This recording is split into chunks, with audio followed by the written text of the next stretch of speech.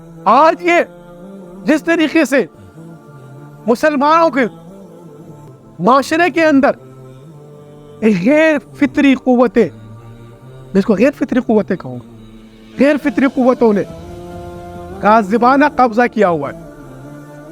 وہ غاصبانہ قبضے کے ذریعے امت مسلمانوں کے ذہنوں کو، نوجوانوں کو، ان کے بچوں کو، ان کے جوانوں کو، بزرگوں کا تو یہ حال ہے وہ خود نفسیاتی مریض بنے. 60% نوجوان، 80% بزرگ، کسی بھی سائیکیٹری سے آپ معلومات کر لیں، اس وقت اس معاشرے کا نفسیاتی مریض بنا ہوا ہے.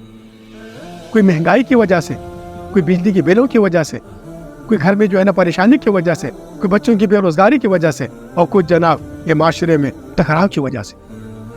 60% لوگ ہمارے نفسیاتی مریض بنے ہوئے. اب نفسیاتی مریض کے لیے کیا ہے؟ کسی بھی سائیکیٹرسٹ سے آپ جائیے، وہ کیا کہتے ہیں؟ ان کو پرفضا مقام میں لے کے جاؤ، ان کو فضا بدلو. برادران اسلام، ہم نے اپنے آنے والی نسل کو محفوظ کرنے کے لیے اس فضا کو بدلنا ہوگا. یہ جو آج فضائیں ہماری ٹکراؤ کی ہے، جو نفسیاتی لحاظ سے امت مسلمہ کو غیر فطری طاقتیں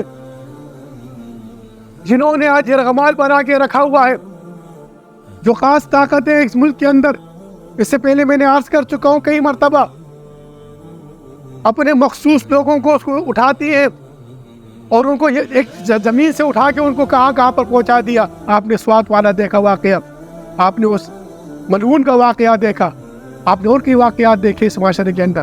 میں نے اس سے پہلے عرض کیا تھا اس کی ایک پالیسی بننی چاہیے. اب وہ پالیسی کیا ہے؟ آخر آپ کو اس پالیسی کی طرف دعوت ہے.